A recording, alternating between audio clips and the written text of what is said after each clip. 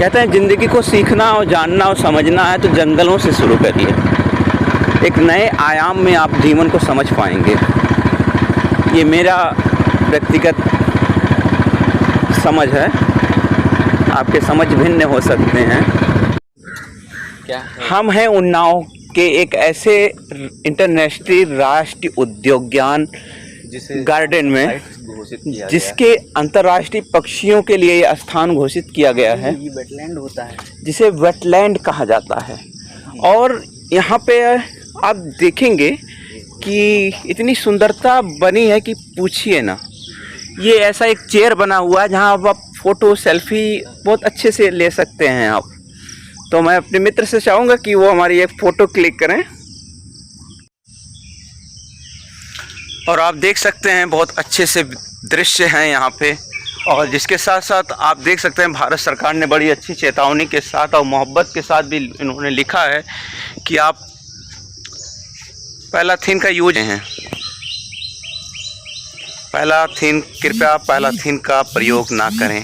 आपको थोड़ा सा उल्टा दिख रहा होगा, आप समझ सकते हैं। उसके बाद ये अभी भी वही तालाब है जहाँ पे कमल के पुष्प खिले हुए हैं और पक्षियों की चहचहाहट, उनकी गूंज आप सुन सकते हैं। ये इतनी ऐसी चीज़ें हैं, यहाँ पे पहुँचने के बाद लग रहा है कि यह किसी आध्यात्मिक स्थान पे हम आ गए हैं, जहाँ एक शांत तरीके से क्या नाम है मेडिटेशन ध्यान भी लगा सकते हैं आप। हमारे दोस्त, हमारे सहयोगी साथ में हमारे अमित भाई हैं। और ये इसी तरह से कई बहुत सारे स्थान बनाए गए हैं जो बैठने के लिए आप यहाँ का आनंद ले सकते हैं। ये बबूल का पेड़ है और जिसे आप जानते होंगे, भारत के रहने वाले हैं तो न जानते होंगे कि बबूल एक औषधि वृक्ष है। बहुत सारी औषधियाँ काम में आती हैं। ये जलमग्न क्षेत्र यह भी है और ये एरिया है काफ़ी। तो गड्ढा ऐसे ही हो गया है कि पानी की वजह से बरसात के मौसम का रुकना। देखिए ये हम आगे बढ़ रहे हैं और कितना सुंदर दृश्य है। देखिए पक्षियों का गुनगुनाना और उनका चहचहाना और ये कच्ची ज़मीन की वो खुशबू जो हम शहरों में रह के कभी कभी वंचित हो जाते हैं इनसे। ये इस तरह से आप चलते हुए देखेंगे कि ये काफ़ी लंबा है, पूरा दिखाना हमें नामुमकिन है आपको। और ये देखिए एक बटरफ्लाई हमारे आगे आगे घूम रही है, कितना सुंदर लगता है, कितना मोहब्बत प्रतीत होता है कि नेचर की बात ही अलग होती है। हमें वही कहते हैं कि तुम्हें गैरों से कहाँ फुर्सत, हम अपने गम से कब खाली, बहुत हो चुका मिलना, ना तुम खाली ना हम खाली। इतनी भागम भाग है शहरों में कि क्या बताएं उसकी दास्तां। इन्हें तो हम स्वतंत्र छोड़ दें। इनकी मोहब्बत, इनकी बातें, इनकी ये चहचहाहट, ये प्राकृतिक का सौंदर्य, इनकी सादगी, इनकी मोहब्बत लगता है आने वाली पीढ़ियों में बचेगी ही नहीं। वो दूर स्थित आप कमल का पुष्प देख सकते हैं।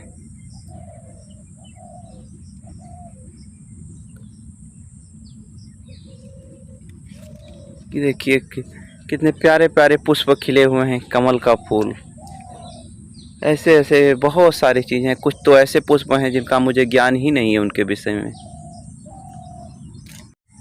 ये देखिए दोस्त मेरे, यहाँ पे हम आपको एक बनमुर्गी दिखाते हैं जिसको तालाब चिड़ैया भी कहा जाता है।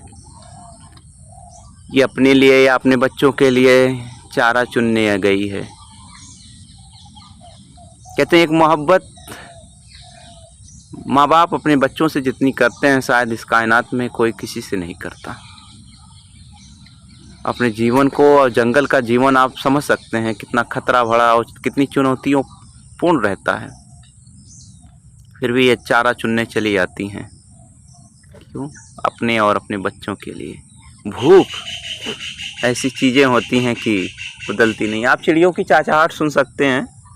और ये एक पुष्प तो नहीं है, लेकिन ये किसी वृक्ष का पेड़ है जो मुझे पता नहीं। ओह, ये एक बालम खीरा जिसको औषधि के रूप में दिया जाता है पेट के लिए। और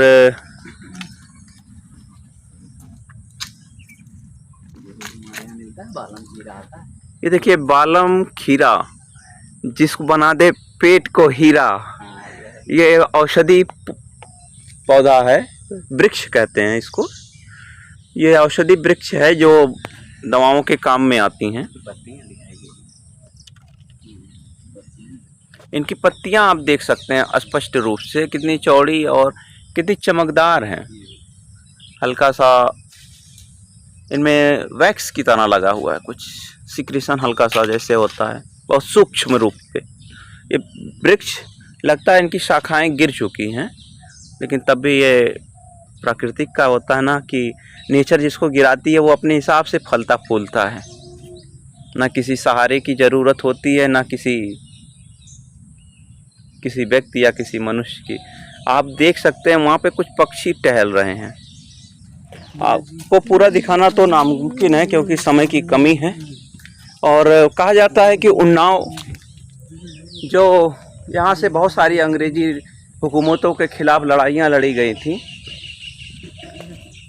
और ये ऐतिहासिक सरजमी भी है, हिंदुस्तान का एक अहम हिस्सा।